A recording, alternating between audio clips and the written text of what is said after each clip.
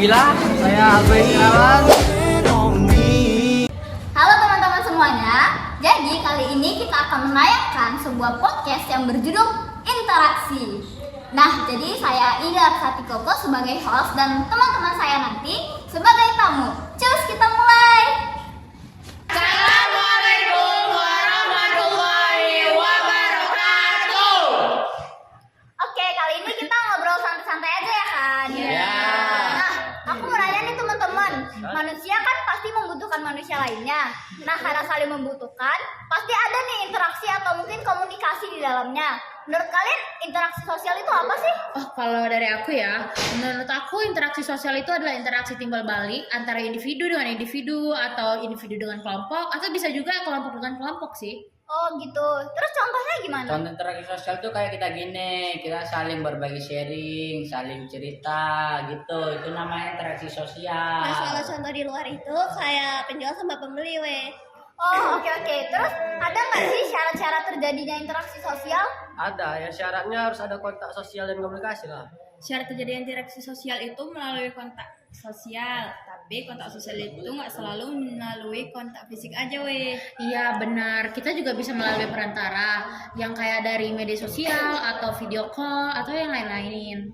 Oh, terus ada nggak sih sifat-sifat kontak sosial weh? Ada yang pertama tuh bisa kontak sosial bersifat positif yang mengarah ke kerjasama atau asosiatif. Dan juga ada kontak sosial yang bersifat negatif yang mengarah ke konflik atau disosiatif. Iya benar sih. Yang kedua tuh kontak sosial bersifat primer yang terjadi secara langsung, misalnya jabat tangan.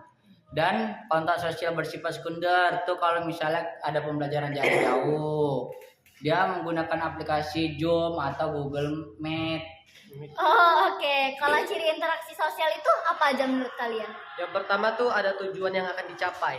Jumlah pelakunya tuh 2 orang atau lebih, menggunakan simbol-simbol dan juga terdapat dimensi waktu, kayak masa lalu, masa kini, masa depan. Komponennya itu ada komunikator yang mengirim informasi, ada komunikasikan pihak yang menerima informasi, ada pesan, media, atau tanggapan.